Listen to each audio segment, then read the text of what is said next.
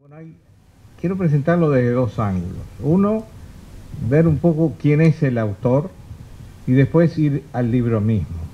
Y creo que esto es importante porque la trayectoria del autor tiene mucho que ver con el resultado que es este libro, ¿no? Y además porque en lo personal estoy un poco directamente vinculado a esos comienzos de Jorge en esta dimensión de escritor de ficción y también de escritor de trabajos de investigación más académica sobre temas sociales y políticas. En 1983 yo era editor de un semanario que se llamaba Aquí, nuevito, porque estaba tomando el lugar de otro que se llamaba Opción y que había sido clausurado por la dictadura el año anterior. Y el administrador de la revista, bueno, iba todos los días al banco a hacer los trámites, retiros y eso, y siempre hablaba con este muchacho que estaba muy interesado en qué estaba pasando y qué hacía aquí, qué sé yo cuánto, y un día viene y me dice, ahí en el banco hay un muchacho que creo que tiene mucho interés en hacer periodismo, ¿te parece que podríamos probarlo? Yo dije, sí, que venga y vemos qué pasa. Y así llegó Jorge a la redacción de Aquí, donde estuvo hasta que cerró prácticamente, ¿no? Y enseguida puso en evidencia dos cosas que son una constante y que se reflejan en el libro. Dos aspectos que me parece importante destacar. Una, su originalidad para enfocar temas. Él se le daba una nota para ir a cubrir y siempre encontraba un ángulo distinto, audaz, diferente y llamativo. Y después un extraordinario talento natural para escribir, ¿no? Y eso lo van a ver en el libro. Desde el día que empezó a trabajar, yo vi que escribir estaba en su naturaleza, le fluía casi sin darse cuenta. Y acá cuento una anécdota que bueno, que los compañeros de Aquí hasta el día de hoy recordamos. En febrero del 84, viene el carnaval, y entonces Jorge está interesado en hacer una crónica sobre lo que eran las llamadas, que en ese momento no tenían ni el orden ni la organización de hoy, era una cosa mucho más caótica, mucho más fuerte, y además sobre el final de la dictadura había mucha pasión dentro de lo que era esta llamada. Y Jorge hace una crónica espectacular sobre todo lo que era, no solo los grupos que participaban, sino el clima que se vivía, y hace dos o tres frasecitas cortas que sintetizan eso, y una de ellas, bueno, pasó a ser recordada por todos nosotros. Las llamadas para él eran noches de sexo furtivo, y así quedó grabado hasta el día de hoy. Bueno, trabajamos varios años juntos en Aquí, luego sí tomamos caminos diferentes en lo profesional, pero nunca dejamos de estar en contacto cercano. Incluso en estos 2 años de pandemia nos hemos llamado y comunicado y consultado por WhatsApp todo el tiempo, ¿no? Yo me acuerdo que recién había empezado a trabajar en el semanario Búsqueda y me llama un día la telefonista y me dice, que no me conocía mucho porque yo recién arrancaba, dice, mirá, te llama un señor pero no quiere decir quién es, ¿no? ¿Y quién dice que es? ¿Qué dato dio? No, dice que es un amigo tuyo de noche, copas y juerga. Ah, pasámelo. Y lo más gracioso es que tomo el tubo y antes que Jorge pueda decir algo, yo le digo, Jorge, ¿cómo estás? ¿Cómo te diste cuenta que era yo? Con esa presentación no había mucho que decir.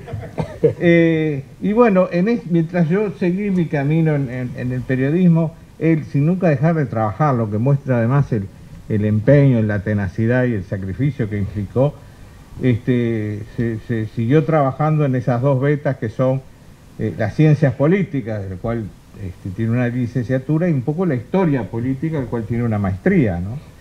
Yo estuve presente cuando hizo la defensa, creo que fue de la licenciatura, una extraordinaria defensa sobre un tema que tiene pendiente un día publicar un buen libro, que es el tema de Luis Valle, ¿no? Que lo maneja, yo creo que debe haber poca gente en Uruguay que sepa tanto sobre qué fue esa época de la historia uruguaya, ¿no? Y bueno, fue empezando a publicar sobre temas intensos algunos. Hay un trabajo muy bueno sobre temas sindicales que hizo con Mario Tornarelli. Y después empezó a hacer biografías, pero no estas noveladas, sino biografías, que implicaba relatar, investigar, pero también siempre esa búsqueda y exploración de estilos nuevos para relatar. Una fue la biografía sobre Pepe de Lía, legendario dirigente sindical, que tuvo realmente fue una audacia, porque la cuenta como si Pepe de Lía hablara. Esto es un recurso que alguna gente usa para contar biografías de personajes que murieron un siglo atrás. Pero Pepe de Lía estaba vivo. Y los autores, porque creo que lo hiciste con Gustavo Truyen, sí, toma prestada la voz de Pepe de Lía estando Pepe. Le salió estupendo. Y a mí siempre me asombró esa capacidad de explorar estilos y formas para expresarse. Otra biografía que tuvo una importancia, para mí era muy importante y necesaria y tenía que estar, yo como periodista, no radial, pero sí periodista, fue la de Rubén Castillo. Rubén Castillo fue un personaje y tuvo una influencia brutal en toda una generación a través de sus programas de radio, y creo que merecía tener una biografía, nadie se la estaba haciendo, y Jorge con Gustavo Truyen decidió hacerla. También hizo una también con Gustavo sobre Guillermo Chiflet. Ambos luego se metieron en un tema que solo ellos lo podían hacer, porque tenían la audacia, tenían el coraje de hacerlo, y además la amplitud y la capacidad de meterse en temas espinosos, como fue la investigación sobre todo el periodo de gobierno de Pacheco Areco, que fue un periodo tan complicado, tan controvertido, tan sacudido. Y bueno, dejaron ahí una referencia bibliográfica, historiográfica, ¿no? Muy importante. Y yo creo que esa es una de las características de Jorge, y eso se nota en este libro de él. No le tiene miedo a ningún tema, le gusta asumir desafíos. Y además le interesa mucho conocer qué razones, qué causas, qué motivos son los que mueven a los otros. Él tiene sus propios puntos de vista, pero también quiere ubicarse para entender mejor en el lugar del otro, para entenderlo, para ver qué lo motiva, para ver qué hace que piense y actúe de una determinada manera. Y es con esa cabeza abierta y exploradora que Jorge incurre en el género de la novela, y en especial la novela biografía, que creo que es biográfica, que es un poco el camino que él optó. Primero toma algunas figuras populares, ¿no? José Leandro Andrade, Rosa Luna, por ejemplo, y además, como no queda conforme con solo hacer eso, también trabaja con un equipo de gente en convertirlo en espectáculos musicales, ¿no? Y también entra en las novelas con figuras de la historia nacional, desde la ficción, pero con investigación histórica, por supuesto, ¿no? Y otra vez insisto, no le tiene miedo a nada, le gusta elegir figuras controvertidas. Una de sus primeras fue una novela nada menos que sobre Artigas. Digo, si hay algo que es sagrado en Uruguay, es la figura de Artigas, hay que animarse a hacer una novela sobre eso. Además la recuerdo bien porque, igual que esta noche, yo fui el que se la presenté en esa ocasión. También escribió otra sobre Ancina, y después se metió con un personaje que vaya así controvertido en la historia de fines del siglo XIX, que fue la del dictador militar Lorenzo Latorre, ¿no?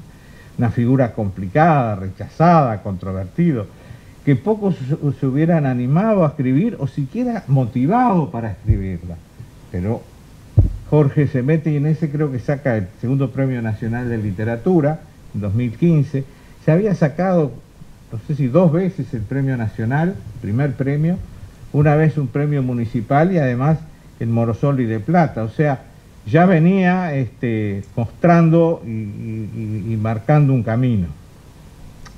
Y ahora una vez más decidió meterse en líos. Y escribió esta novela biográfica sobre Rivera, que también, si bien es un prócer de la fundación de nuestro país, es una figura controvertida, y como tal la asume Jorge cuando hace su novela. Una cosa que me gusta de esa novela es que Jorge lo presenta un poco como él entiende que debió ser Rivera y que tal vez fue así. No se dirige al prócer de la historia nacional, al padre fundador impoluto, al líder perfecto, va sino a esa figura controvertida, ese caudillo con un carisma impresionante que atraía multitudes, pero también cargado de sus defectos, ese hombre imperfecto, incorregiblemente mujeriego, pero enamorado de su esposa también, con destellos de genialidad política y visiones por momentos arbitrarias y equivocadas, y siempre muy independiente, muy un hombre de sí mismo. Jorge en la novela usa un recurso que es, en los distintos capítulos, repetir una frase que va marcando un poco el personaje. Y una es, cuando le preguntan si era artiguense, dice, no, yo soy de Don Frutos. Si era portugués, no, yo soy de Don Frutos. Si estaba con los argentinos orientales de La Valleja, no, yo soy de Don Frutos. Si lo de ser presidente, no, yo solo soy de Don Frutos, ¿no? O sea, ese espíritu muy independiente que le hizo tomar posiciones muy interesantes en determinados momentos y muy discutibles en otras, ¿no? Es la suma de esas enormes contradicciones lo que refleja la novela y de que seguramente lo hizo una gran figura, ¿no? Yo soy muy de admirar a los grandes próceres cuando los leemos como los presenta la novela en todos sus matices, y no solo en esas figuras un poco intocables, ¿no? Como lo fue también, lleno de contradicciones, su compadre, que por momentos fue adversario, también enemigo implacable, y después socios en una aventura que no cuaja porque se mueren los dos, ¿no? Que es La Valleja. O incluso el propio Uribe como figura fundacional y también complicada. A través de la novela, y ahora voy a explicar cómo lo resuelve Jorge, él va contando los mojones de la vida de Rivera, ¿no? Cuando combatió con Artigas a partir de la Revolución, cómo después cuando la cosa se complica, a Rivera Artigas se le complica, ¿no? Y él toca un poco ese tema, hasta al punto que después decide, para no perder a sus hombres, pasarse al bando portugués. Está muy bien narrado todo el episodio del abrazo del Monzón, con todos los claroscuros que el episodio seguramente tuvo. Se retoma cuando el acuerdo de la Convención Preliminar de Paz, que termina la guerra y da lugar a este nuevo Estado oriental, y se retoma porque tienen que entregar su gran gloria militar, que fue la conquista de las Misiones, ¿no? Se convierte en el primer presidente de la historia de Uruguay y gobierna con un estilo que da mucho que hablar, muy cuestionado, pero que a la vez arraiga su popularidad, especialmente su popularidad en el resto del país más que en la capital. Con precisión y delicadeza de cirujano, Jorge trata el famoso episodio de los charrúas, en Salsipuedes, un episodio en el que Rivera obviamente no sale bien parado y lo cuenta con una precisión, y es muy cortito además, pero es muy interesante porque primero crea el clima previo, y no lo voy a contar para que lo lean, pero es un capítulo todos los capítulos son muy cortos, pero están muy densos, muy llenos de intensidad. Está detrás del fin de la presidencia, el derrocamiento de Uribe. Participa obviamente en esa guerra grande que divide el país entre sus nuevos partidos blancos y colorados, y también asume que esa guerra grande entre blancos y colorados es parte de un conflicto más grande que atañe al país vecino entre federales, rosistas y unitarios, y ahí pelea como el estratega militar que siempre fue, rápido, sagaz y pícaro, pero con desigual suerte. Y en un gesto final de paz accede a integrar un triunvirato con La Valleja y Venancio Flores, Lavalleja muere, él vuelve del Brasil, pero apenas entra al territorio uruguayo muere, y sus restos son traídos dentro de una barrica llena de caña para que su cuerpo no se descomponga.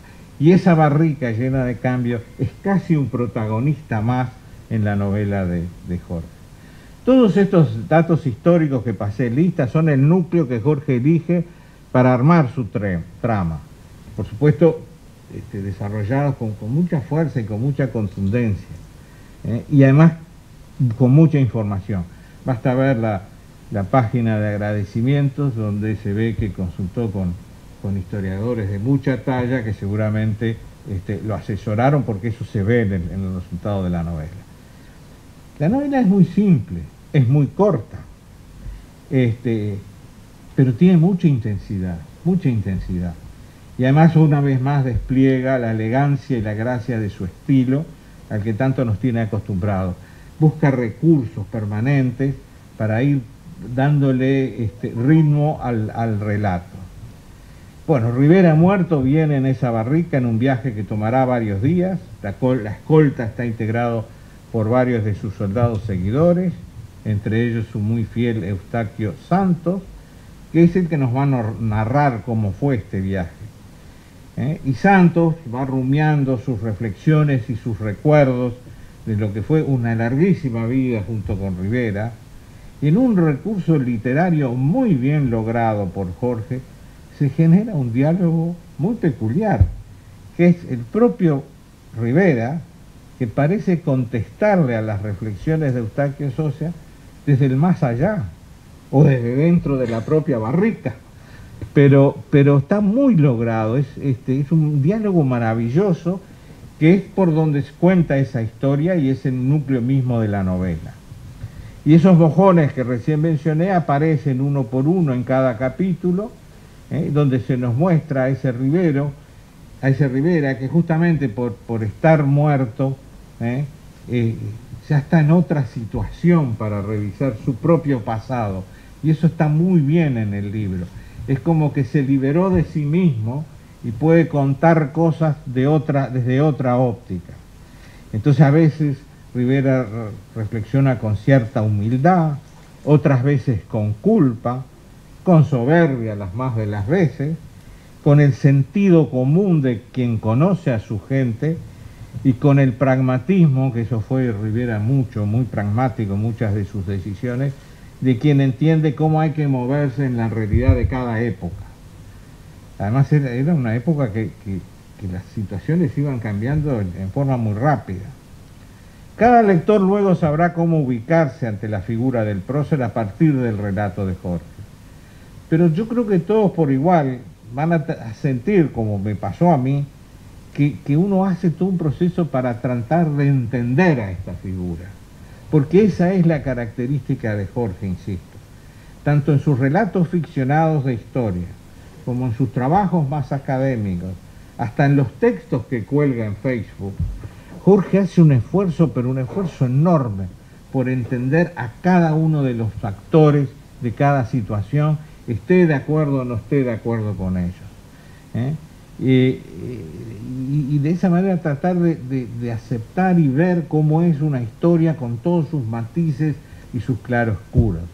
Cada parte tuvo sus motivos y razones, y más allá de cuál sea la que uno simpatice, y en el libro eso pasa o adhiera, lo que uno logra a través de la novela es por lo menos entender qué lo movió a Rivera, y es lo que Jorge hace con todo, entender qué es lo que movió al otro. Y siempre lo logra, con inteligencia, con investigación, con apertura mental y respeto, y en esta novela además, con el encanto de un estilo fluido, elegante, seductor, bien pensado, que pasó a ser una marca registrada de Jorge. Así que con esto les dejo presentado la novela. Muchísimas gracias. Muchas gracias. Muchísimas gracias. Tomás dijo un par de hechos, mencionó, que para mí son muy emotivos. En septiembre, concretamente en septiembre de 1983, yo me incorporé a la redacción de Semanario Aquí, hace ya unos cuantos años. parece mentira. Y ese fue el comienzo de un largo camino que yo ni siquiera sabía que lo iba a recorrer. Yo ni siquiera sabía que iba a escribir libro de historia, ni siquiera sabía que iba a escribir novela, y ni siquiera sabía que iba a terminar haciendo adaptaciones musicales de alguna de esas novelas. Eso no lo sabía, pero se fueron dando una serie de circunstancias. Tal vez uno de los recuerdos más hermosos que tengo de la relación de aquí, eran tiempos especiales, estábamos en el tiempo de la transición de la dictadura, era el enorme pluralismo que existió en ese semanario aquí. Por algo es que aún hoy, tantos años después, muchos de aquella relación estamos en diferentes campos, en diferentes áreas. No pensamos lo mismo tampoco, muchos de nosotros, pero nos seguimos tratando con una amistad y con un respeto, producto de aquellos tiempos en que todos aportamos nuestro grano de arena para salir de la noche autoritaria. La otra cosa que me emociona mucho recordar, y que también lo dijo Tomás, es que mi primera novela, La soledad del general, la novela de Artigas, que publiqué en el año 2001, si la memoria no me falla, él fue el que la presentó. Él fue la que la presentó. Es una novela que pasó por varias editoriales. Fue la primera vez que me pasó en una obra de ficción de pasar por varias editoriales y que me la rechazaran. Eso pasa. Después descubrí que el editor es como la mujer que uno ama, ¿no? O que desea. Tenés que estar preparado para que te diga que no. No te vas a tirar abajo. No, está bueno. Te dijo que no, seguís tu camino. Pero, ¿qué pasó en ese momento? Yo la tenía en un cajón. Dije, bueno. Pero yo en ese momento era integrante, porque yo el año 1997, yo era miembro empecé a asistir al taller de escritura creativa que coordina el profesor Lauro Marauda, que está acá presente. Y en ese momento tuvimos una donación anónima. En aquel momento fue anónima. Hoy sabemos quién fue que hizo esa donación, que fue Rosmal Mayor, que ya fallecido. Hizo una donación anónima de una cifra de dinero importantísima, donó. ¿Por qué la donó al taller? Porque él iba al taller y él decía que había voces muy, muy interesantes en ese taller y que no podían publicar. O sea que el problema que tenía yo lo tenían otros. Era otro problema que tenían otros compañeros del taller. Entonces él entendía que eso era injusto y por eso donó ese dinero para que se pudiera publicar. Y por motivos casuales y casuales, me tocó a mí inaugurar lo que se llamó el consorcio. Y bueno, por eso es que como era mi primera novela y yo estaba absolutamente estaba loco de contento, lo elegí a Tomás para que fuera lo que me la presentara, y el otro que me la presentó es una persona fallecida, una persona que debe haber sido de los últimos renacentistas del Uruguay, Rubén Cotelo, y que no creía en los talleres literarios, pensaban que era una cuestión de chantas. Sin embargo, en una conversación, en un boliche, con Lauro, que está acá presente, terminó descubriendo que no era así, que realmente los talleres literarios funcionaban y que eran buenos y sacaban lo mejor de uno, y a partir de ese momento él se hizo hincha de nuestro taller y nos acompañó siempre, mientras vivió, siempre nos acompañó a todas las presentaciones de los libros. Obviamente, desde aquel año 2001, que yo presenté la novela, al presente también mucha agua corrió bajo el puente. Yo después, y esto es interesante contarlo, porque está bien los éxitos, pero está bien contar los fracasos, cuando las cosas no salen. En el 2003 yo saqué el Premio Nacional de Literatura con la novela Gloria y Tormento. Y yo también pensé que tocaba el cielo con las manos. Dije, bueno, ahora voy y se me abren las puertas. no, usted escribe muy bien, pero no podemos publicar la novela por diferentes motivos, totalmente legítimos.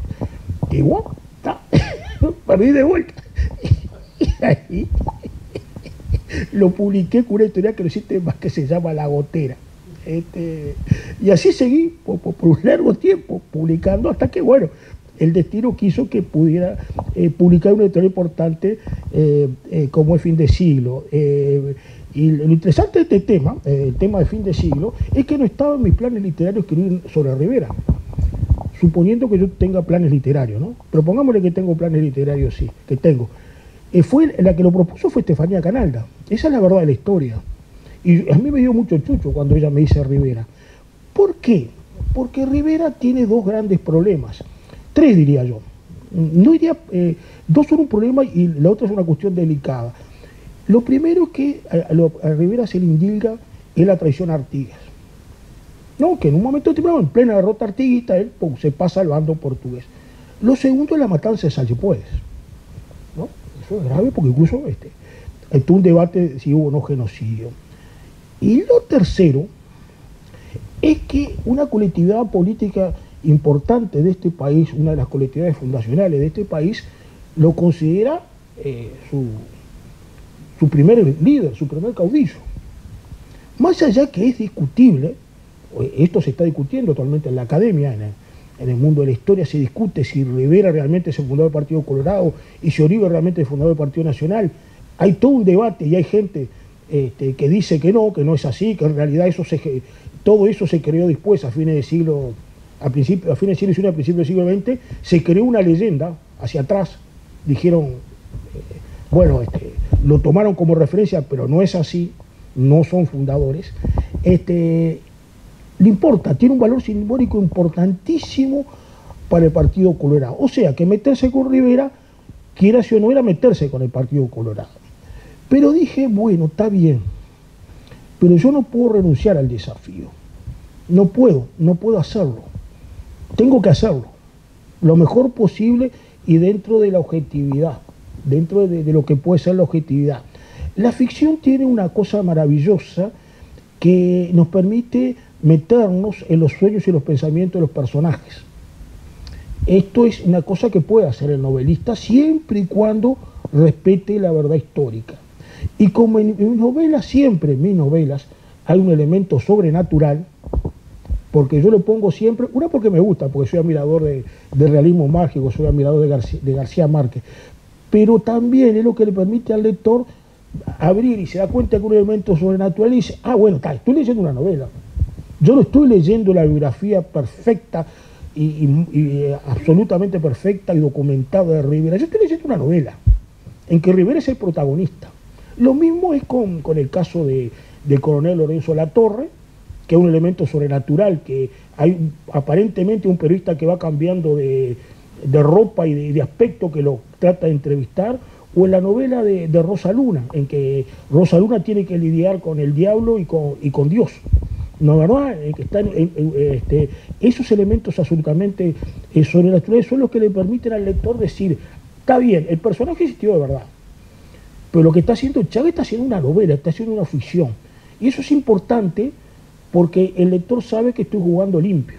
No le estoy haciendo pasar una ficción como si fuera verdad. ¿No es verdad? O una verdad como si fuera ficción. Está jugando limpio. Él está haciendo una novela. Bien o mal está haciendo una novela. Y bueno, en el caso de Rivera, a mí me pareció muy interesante explorar esos factores, esa ambigüedad, ¿no es verdad? En el caso de Artigas, yo ya lo he explicado antes, el problema de Rivera con Artigas, y yo una vez lo dije hace tiempo atrás a unos muchachos del liceo, y no me acuerdo por qué estaba dando la charla, yo les digo, si aún el hipotético caso que Rivera haya traicionado a Artigas, pongámosle que sí, que lo traicionó, tienen que recordar ustedes que no traiciona al Artigas que nosotros veneramos. No es el prócer todavía. Porque Uruguay no existía, simplemente. Él está traicionando a un caudillo que mucho tiempo después será considerado el prócer y fundador de nuestra patria, de nuestra nacionalidad. Pero en ese momento Artigas era un caudillo importante, pero no era el Artigas fundacional de Uruguay, porque Uruguay no existía. Ni siquiera Artigas sabía que se iba a convertir en el héroe máximo. En todo el siglo XIX Artigas era mala palabra, sos más malo que el viejo Artigas, ¿no? El dicho que le decía la madre a los hijos, ¿no? Recién después empieza el culto artiguista, pero mucho tiempo después, en época de la Torre, empieza a considerarse el héroe. O sea que en el momento que Rivera hace esa acción, no es el Artigas que nosotros veneramos actualmente. Y con los charrúas, dejando de lado todo el tema, en los charrúas hay un drama humano interesantísimo, que es la palabra, yo siempre digo, en la frase del cacique Venado cuando recibe el balazo por la espalda de Rivera, ¿no? Don Fruto matando amigos. Esa frase que revela la perplejidad del caudillo, antes del caudillo charrúa, antes de caer muerto, el jefe charrúa antes de caer muerto, dice mucho, porque ¿qué es lo que pasa? Más allá que los charrúas pueden haber sido salvajes, tenían un concepto de la amistad. O sea, Rivera no mató enemigos ahí, mató amigos, amigos que confiaban en él, que se desarmaron y se sentaron a comer y a beber con él. Ese es un drama humano terrible, terrible, que para el novelista es notable. Los mejores personajes, una vez lo hemos hablado con Lauro Marauga, los mejores personajes de la novela son los villanos, aunque parezca asombroso, o los personajes ambiguos. Siempre está el ejemplo de mi gran amigo Bervejillo, el escritor, que tiene una novela excepcional que se llama Una cinta de Echeverría Curada, que el personaje es el Goyo Jeta. Es mucho más interesante el retrato del Goyo Jeta que el retrato de otra novela que él tiene sobre Basilio Muñoz, porque Basilio Muñoz es relativamente un hombre muy bueno, muy noble. Los personajes, los villanos, o las villanas, son mucho más atractivos para la ficción. No es casual, por ejemplo, que en las telenovelas, para poner un ejemplo, se recuerde más al que hace el papel de villano o la que hace el papel de villana, queda mucho más prendido. Eso es fascinante en la ficción, es fascinante, es algo fascinante, que es lo que atrae mucho cuando uno está creando la ficción. Para terminar, no puedo dejar ahora de recordar que en aquella primera vez que Tomás me presentó el libro de aquella primera novela, hay dos personas que ahora ya no están. Una es Rubén Cotelo, que lo quiero recordar porque compartí muchas noches de mostrador con él, y era un erudito, aprendí un disparate de literatura, y él una de las cosas que aprendí de él, y eso es lo que lo hacía muy inteligente, que él tenía un concepto malo de los talleres literarios, pero en base a una argumentación correcta, él la entendió y cambió de opinión. Y eso es de personas inteligentes, el que cambia de opinión. Y la otra persona que ahora recuerdo con mucha emoción, a raíz de lo que contó Tomás, es que en las presentaciones de los libros del taller donde hacíamos, siempre había música, ¿no? Fin de siglo es más frío, pero había música, siempre cantaba alguien. Y aquella vez cantó Carlitos Cabeza, que era dueño de una pescadería, un pescadería y bar que estaba frente al Sudamérica, y cantó una hermosa canción sobre la redota, sobre el exilio de Artigas. Y eso fue algo maravilloso. Por eso en esta noche no puedo menos que recordarlo con mucha emoción y con mucho cariño. Muchas gracias.